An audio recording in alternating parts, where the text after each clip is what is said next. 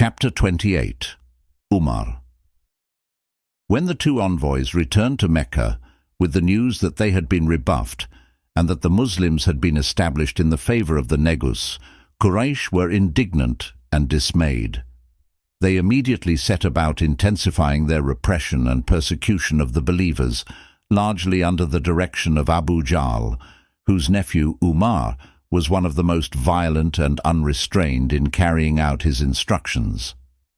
Umar was at this time about 26 years old, a headstrong young man, not easily deterred, and of great resolution.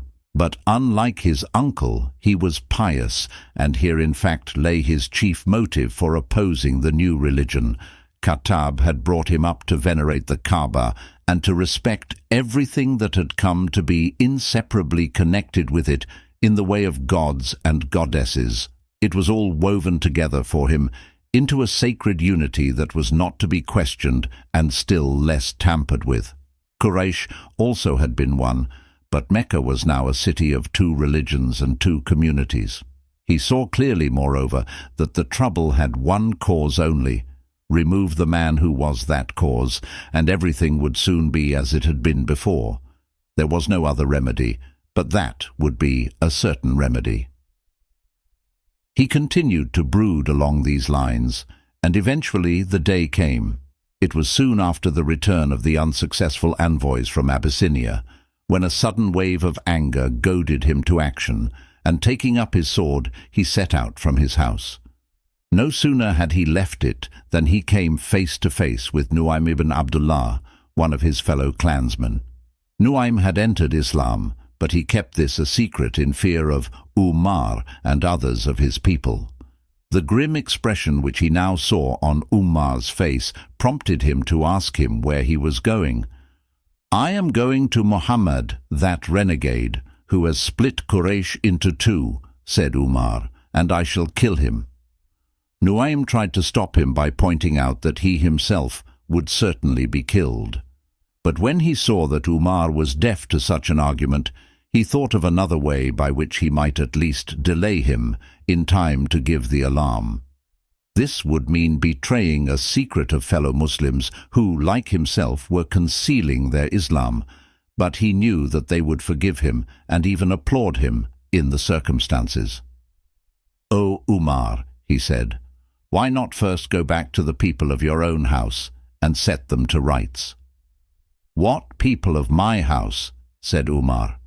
"Your brother-in-law Sa'id and your sister Fatima," said Nu'aym. "They are both followers of Muhammad in his religion. On your head may it fall if you let them be." Without a word, Umar turned and made straight for his sister's house. Now there was a poor confederate of Zuhra named Khabbab, who often came to recite the Koran to Sa'id and Fatima, and he was with them at that moment with some written pages of the surah named Taha, which had just been revealed and which they were reading together. When they heard the voice of Umar angrily calling out his sister's name as he approached, Khabbab hid in a corner of the house, and Fatima took the manuscript and put it under her gown. But Umar had heard the sound of their reading, and when he came in, he said to them, "What was that gibbering I heard?" They tried to assure him he had heard nothing. "Hear it I did," he said, "and I am told that you both have become followers of Muhammad." Then he set upon his brother-in-law Sa'id and grappled with him, and when Fatima went to the defense of her husband, Umar struck her a blow which broke the skin. "It is even so," they said. "We are Muslims, and we believe in God and in his messenger, so do what you will." Fatima's wound was bleeding, and when Umar saw the blood, he was sorry for what he had done. A change came over him, and he said to his sister, "Give me that script that I even now heard you reading, that I may see what it is that Muhammad has brought." Like them, Umar could read, but when he asked for the script, she said, "We fear to trust you with it." "Fear not," he said, and, unbuckling his sword-belt and laying down his sword, he swore by his gods that he would give it back when he had read it. She could see that he was softened, and she was filled with longing that he should enter Islam. "O my brother," she said, "you are impure in your idolatry, and only the pure may touch it." Thereupon Umar went and washed himself, and she gave him the page on which was written the opening of Taha. He began to read it, and when he had read a passage, he said, "How beautiful and how noble are these words." When Khabbab heard this, he came out from his hiding place and said, "Umar, I have hope that God has chosen you through the prayer of his Prophet, whom yesterday I heard pray, 'O God, strengthen Islam with Abu al-Hakam the son of Hisham, or with Umar the son of Khattab.'" "O Khabbab," said Umar, "where will Muhammad now be, that I may go to him and enter Islam?" Khabbab told him that he was at the house of Arqam near the Safa gate with many of his companions, and Umar girt on his sword again and went to Safa, knocked at the door of the house, and said who he was. They had been warned by Nuaym, so that his coming was not unexpected, but they were struck by the subdued tone of his voice. One of the companions went to the door and looked through a chink and came back in some dismay. "O messenger of God," he said, "it is indeed Umar, and he is girt with his sword." "Let him come in," said Hamza. "If he has come with good intent, we will give him a wealth of good, and if his intent be evil, we will slay him with his own sword."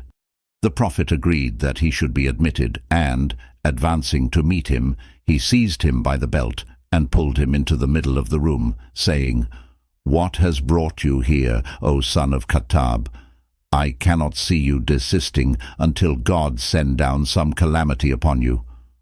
"O messenger of God," said Umar, "I have come to you that I may declare my faith in God, and in his messenger, and in what he has brought from God." "Allahu Akbar, God is most great," said the Prophet, in such a way that every man and woman in the house knew that Umar had entered Islam, and they all rejoiced.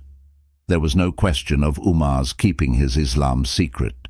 He wished to tell everyone, in particular those who were most hostile to the Prophet. In after years, he used to say, "When I entered Islam that night, I thought to myself, which of the people in Mecca is the most violent in enmity against God's messenger, that I may go to him and tell him I have become a Muslim? My answer was, Abu Jahl. So the next morning I went and knocked at his door, and Abu Jahl came out and said, 'The best of welcomes to my sister's son. What has brought you here?'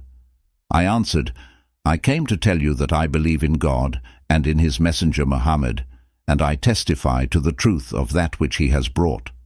'God curse you,' he said, 'and may his curse be on the tidings you have brought.' Then he slammed the door in my face.